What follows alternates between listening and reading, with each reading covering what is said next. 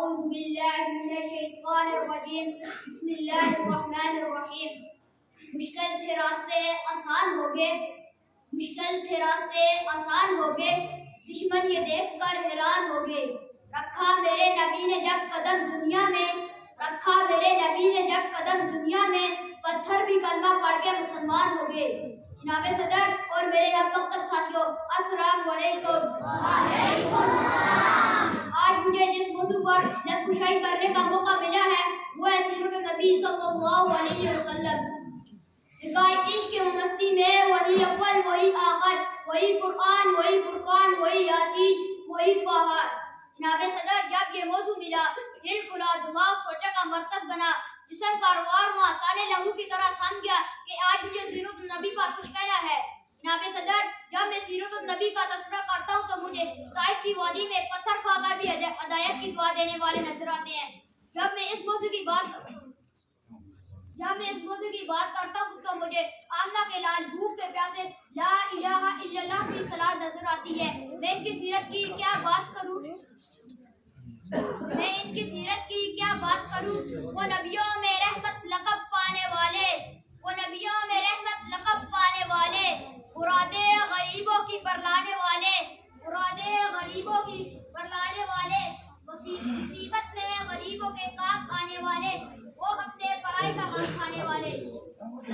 جناب صدر آج کے دنیا والے کسی کی جہالت پر راز کرتے ہیں تو کسی کی خوبصورتی کی بات کرتے ہیں، تو کسی کے احسان پر ناز کرتے ہیں، تو کسی کی شہامت کی بات کرتے ہیں، تو کسی کی جہالت پر ناز کرتے ہیں۔ تو میں اپنی نبی پر کیوں نہ ناز کروں جس میں یہ ساری خصوصیات پائی جاتی ہیں۔ جناب صدر میرے نبی کے اندر صداقت تھی جس سے ابوبکر صدیق بن گئے، میرے نبی کے اندر عدالت تھی جس سے عمر فاروق، میرے نبی کے اندر عدالت تھی جس سے عمر فاروق اعظم بن گئے، میرے نبی کے اندر سخاوت تھی جس سے عثمان غنی بن گئے، میرے نبی کے اندر شجاعت تھی جس سے علی شیر خدا بن گئے۔ زندگیاں بیت گئیں اور قلم ٹوٹ گئے، زندگیاں بیت گئیں اور قلم ٹوٹ گئے، تیرے اوصاف کا ایک باب بھی پورا نہ ہو سکا۔ سہارا دیا جس کے نقشے قدم نے، سہارا دیا جس کے نقشے قدم نے، اسی کی محبت اسی کے کرم نے، اسی نے ہم کو اجالے پہ ڈالا، اسی نے ہم کو اجالے پہ ڈالا، اسی سے ہے اسلام کا بول بالا۔ جناب صدر آج سے 1400 سال پہلے خطہ عرب طول و عرض میں جب برائی نے اپنے پنجے گاڑے تھے، ظلم کرتے وقت عمر کا لحاظ نہیں کیا جاتا تھا، بچیوں کو پیدا ہوتے ہی زندہ دفن کر دیا جاتا تھا، شریف انسان کی کوئی عزت نہ تھی، اور ظالم اور بدماش اپنی مرضی کے فیصلے کرتا ادھر ادھر پھرتا تھا۔ جہالت اور گمراہی جوش نے ہر طرف ڈیرے ڈال رکھے تھے، تب رحمت الہی جوش میں آئی اور پھر جب آئے زمین پر محمد ہمارے، جب آئے زمین پر محمد ہمارے، فلک نے زمین پر بچھائے ستارے، اٹھے سر زمین عرب سے یہ نعرے، محمد ہمارے بڑی شان والے۔ جناب صدر حضرت بی بی آمنہ کے گھر ایک معصوم عظیم نے آنکھ کھولی، تب تو جیسے آسو اجالا چھا گیا، بے قراروں کو قرار آ گیا، بت پرستوں کے منہ کے بل آ گرے، اس دنیا کے تمام آتش کھڑے ٹھنڈے پڑ گئے، فضا گھومی ہوا گھومی اور اپنی ولادت کے باسعاد کے بعد فوراً ہی رسول اللہ صلی اللہ علیہ وسلم نے اپنا سر سجدے میں جھکا کر گویا یہ اعلان فرمایا کہ کوئی بھی نہیں ثانی اے میرے خدا تیرا، کوئی بھی نہیں ثانی اے میرے خدا تیرا، چرچا ہے زمانے میں ہر صبح سا تیرا، ہر موجے نفس تیرا احسان جتاتی ہے، ہر موجے نفس تیرا احسان جتاتی ہے، ہر صبح کو ہوتا ہے اعلان سما تیرا۔ جناب صدر معزز سامعین اکرام، اپنی حیات طیبہ کے پہلی 40 سال آپ صلی اللہ علیہ وسلم نے اپنے آپ کو دنیا کی نظر میں بخشیت بنی متعارف نہ کروایا، اور تب جب کہ قریش مکہ آپ صلی اللہ علیہ وسلم کو صادق اور امین کہہ کر پکارنے لگے، پھر جب غار حرا میں آپ صلی اللہ علیہ وسلم عبادت اور ریاضت اور خداوندی میں مشغول تھے، حضرت جبرائیل علیہ السلام تشریف لائے اور آپ صلی اللہ علیہ وسلم کو اللہ تعالیٰ کا پیغام خوبصورت وحی پیش کرتے ہوئے گویا یہ بھی ہدایت پہنچائی کہ اب وقت آ گیا ہے جناب صدر کہ آپ اعلان نبوت فرما دیں۔ چنانچہ آپ صلی اللہ علیہ وسلم نے پہلے اپنے خطے میں اور پھر پوری دنیا میں اپنے آپ کو ختم نبوت کے مہر کے ساتھ نور ڈالا۔ کسی کے ہیں ہم پر یہ احسان سہارے، کسی کے ہیں ہم پر یہ احسان سہارے، قدم منزلیں چومتی ہیں ہمارے، قدم منزلیں چومتی ہیں ہمارے، کسی نے گرتے ہوئے کو سنبھالا، کسی نے گرتے ہوئے کو سنبھالا، کسی سے اسلام کا بول بالا۔ وما علینا الا البلاغ المبین۔ والسلام۔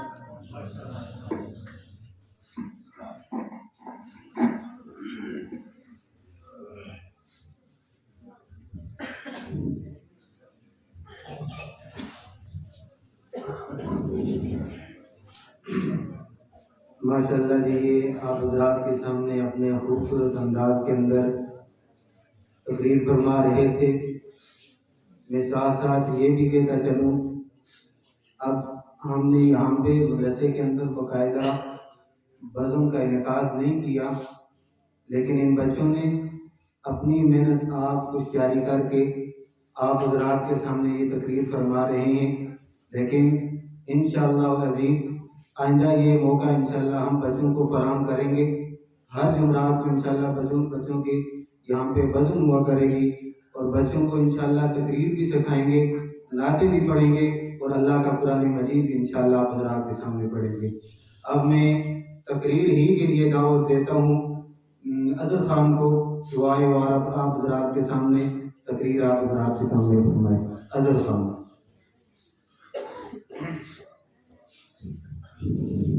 ونصلي على رسول الكريم اما بعد فاعوذ باللہ من الشیطان الرجیم بسم اللہ الرحمن الرحیم۔ جناب صدر اور میرے ہم مکتب ساتھیوں، السلام علیکم۔ وعلیکم السلام۔ میری آج کی تقریر کا عنوان ہے قرآن کتاب انقلاب۔ جناب صدر، آج سے 1400 سال پہلے کا منظر ہے جب خطہ عرب جہالت کی تاریکیوں میں ڈوبا ہوا تھا۔ خطہ عرب ہی کیا، پوری عالم انسانیت لامت اندھیریوں میں نرمی سی کرن کے لیے تڑپ رہی تھی۔ جناب صدر، یک زمانے کی تاریخ نے سب سے حیرت انگیز منظر دیکھا کہ اسی سرزمین وحشت پر انسانیت نوازی کا آفتاب طلوع ہوا۔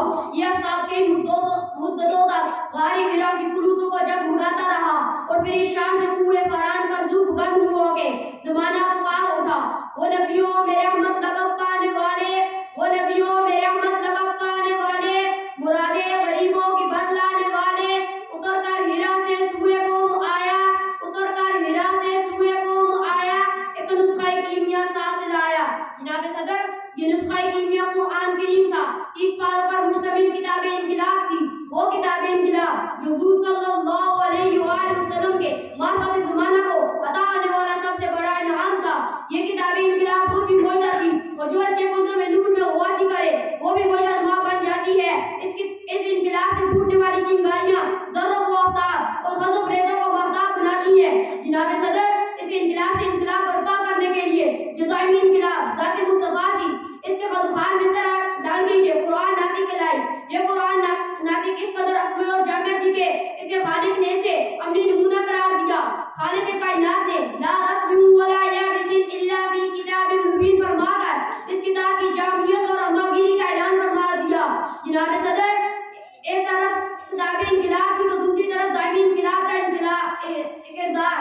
عظیم ترین انقلاب کے خطوط ابھرنے لگے، ظلمتیں چھٹنے لگی، انوار توحید ابھرنے لگی، حق کی پہچان ہوئی، باطل سرنگو ہو گیا، صدیوں کے خوار خانقاہ وحدت کے طلبگار بن گئے، راہزنوں کو راہبری کا شعور ملا، اصنام پرستوں کو کعبہ وحد کا نور ملا، عزتوں سے کھیلنے والے عصمتوں کے نگہباں بن گئے، اور جعلی شاہی پر فخر کرنے والے حافظ قرآن بن گئے۔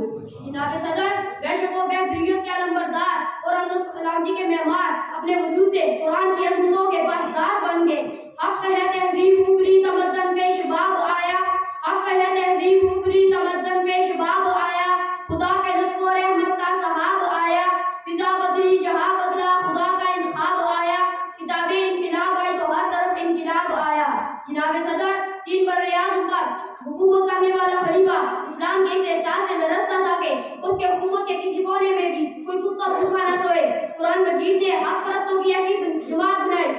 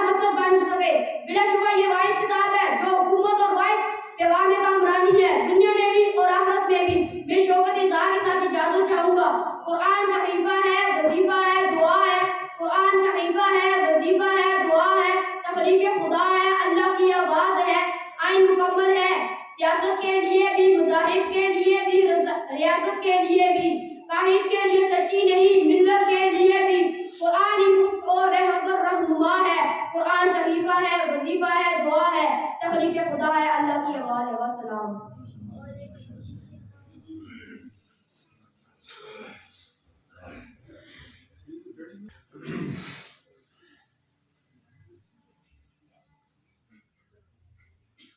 ماشاءاللہ جی، یہ تھے اظہر خان جو آپ حضرات کے سامنے بڑے خوبصورت انداز کے اندر تقریر فرما رہے تھے۔ یہاں پہ صرف آپ کے سامنے کھڑے ہو جانا بہت بڑی بات ہوا کرتی ہے، لیکن یہ چھوٹے بچے اپنی محنت کر کے یہاں پہ آپ حضرات کے سامنے کھڑے ہوئے اور تقریر فرمائی، اور وہ بھی عنوان بھی حضور علیہ السلام کی سیرت کا لیا۔ اس لیے میرے عزیز دوستو، آج ہمیں ان چیزوں کی قدر نہیں ہے۔ اللہ تعالیٰ نے ہم سب کو ان انعامات سے نوازا ہے، اس وجہ سے انعامات کے ہوتے ہوئے ہمارے پاس قدر نہیں۔ اس کلام پاک کی، ان مساجد کی، ان مدارس اور مکاتب کی قدر ہمارے پاس نہیں ہے۔ جا کے ان لوگوں سے پوچھیں جن کے ہاں مساجد کو تالا لگا ہوا ہے، ان حضرات سے جا کے پوچھیں جن کے مکاتب بند ہیں، جن کو قرآن مجید پڑھنے کے لیے ان کو اجازت نہیں دی جاتی۔ مولانا ذوالفقار نقشبندی صاحب اپنی کتاب کے اندر لکھتے ہیں، یہی قرآن پاک ہے۔ فرماتے ہیں کہ ایک مرتبہ تاشقند کے اندر ہمارا جانا ہوا، وہاں پہ روڈ کی ایک سائڈ پہ ہم کھڑے ہوئے تو لوگوں نے ہمیں دیکھا۔ اسی اسناد کے اندر ایک 38 سالہ عورت آئی۔ اس عورت نے ہم سے پوچھا کیا آپ مسلمان ہو؟ فرماتے ہیں میں نے کہا ہم مسلمان ہیں۔ اس نے کہا کیا آپ کے پاس کلام پاک اللہ کی کتاب ہے؟ مولانا فرماتے ہیں کہ ہاں۔ میں نے اس سے کہا بالکل ہے، کیونکہ میں سفر کے اندر چھوٹے سائز کا قرآن مجید اپنے پاس رکھا کرتا تھا۔ فرماتے ہیں میں نے اس سے کہا ہاں میرے پاس قرآن مجید کلام اللہ ہے، میں آپ کو دکھا سکتا ہوں۔ اس بڑھیا نے 38 سالہ عورت نے کہا حضرت مجھے جو ہے نا کلام اللہ دکھا دیجئے۔ آج میری 38 سال عمر ہو گئی ہے، آج تک اللہ کا کلام میں نے اپنی نظروں سے نہیں دیکھ سکا، اپنی نظروں سے نہیں دیکھ سکا۔ آج آپ مسلمان دیکھ کر میں نے چاہا کہ شاید ان کے پاس اللہ کا کلام ہو، میں اس پہ نظر دوڑا کے اس کو اپنی نظروں سے کلام اللہ کو دیکھ سکوں۔ میرے عزیز دوستو، یہ انعامات اللہ نے ہم کو دی ہیں، آج ہمیں اس کی قدر نہیں ہے۔ یہ قدر تب ہوگی جب ہمارا جو ہے نا کچھ لگے گا، ہماری مشقتیں، ہماری تکلیفیں ہوں گی، تب جو ہے نا ہمیں اس کی قدر آئے گی۔ آج ہمیں اس کی قدر نہیں ہے۔ اس لیے میرے عزیز دوستو، یہاں پہ جتنی بھی جو ہے نا محنت ہو رہی ہے، وہ آپ بچوں کو دیکھ کر بتا سکتے ہیں کہ بچوں کی کتنی محنت ہو رہی ہے۔ اب میں جو ہے نا یہ ہمارے گزشتہ جو ہے نا کماسی کے اندر امتحانات ہوئے بچوں کے، بعض بچوں نے جو ہے نا پوزیشن نہیں دی، ان پوزیشنوں کا کچھ وجہ سے کچھ وجوہات سے ہم کچھ لیٹ ہو چکے ہیں، ان کے نامات آج تقسیم کریں گے۔ اب میں اپنے استاد محترم مفتی عاصم محمود صاحب سے جو ہے نا درخواست کرتا ہوں، اور باقی علماء کرام سے، حضرت مولانا جو ہے نا سید مظہر حسین شاہ صاحب سے جو ہے نا درخواست کرتا ہوں کہ وہ آئیں اور بچوں کے درمیان انعامات تقسیم کریں۔